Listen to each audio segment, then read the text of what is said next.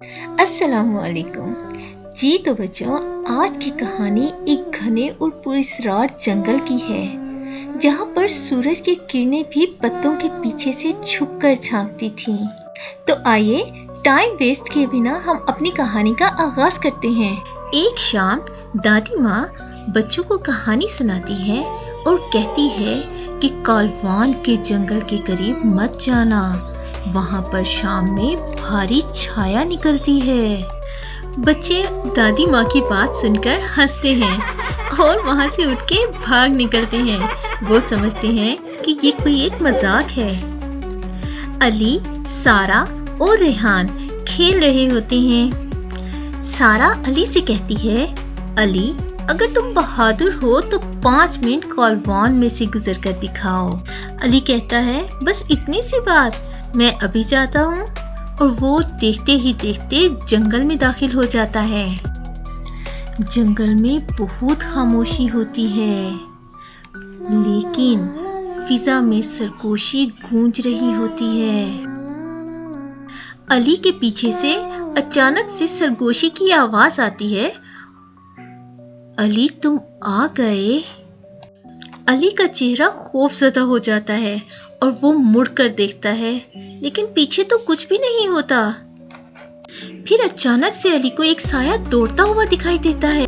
फिर उसे दरख्त के पीछे एक चुड़ैल नजर आती है, जमीन से ऊपर तैरते हुए नंगे पांव। चुड़ैल का चेहरा आंखें चमकती हुई।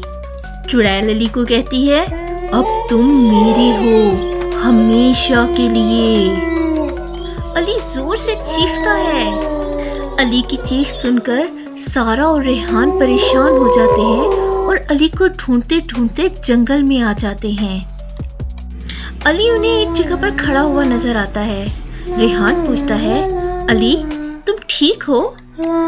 अली आहिस्ता आवाज में कहता है, वो देख रही है। रेहान इधर उधर देखता है और इतने में चुड़ैल की हंसी गूंजने लगती है। बच्चे वहां से भाग निकलते हैं। भागते भागते वो एक झोपड़ी में दाखिल होते हैं। उस झोपड़ी पर दीवारों पर बहुत से आईने लगे होते हैं, जिसमें बच्चों के अक्स फंसे हुए होते हैं। सारा को उस झोपड़ी में जाकर एक दादी माँ की कहानी याद आती है, जिसमें दादी माँ ने बताया था कि चुड़ैल सिर्फ अपनी बुराई से हार सकती है। इतने में चुड़ैल भी वहां पर पहुंच जाती है। सारा जल्दी से आईना चुड़ैल की तरफ करती है। चुड़ैल अपनी शक्ल देखकर चीखें मारने लगती है और चुड़ैल का चेहरा पिघलने लगता है।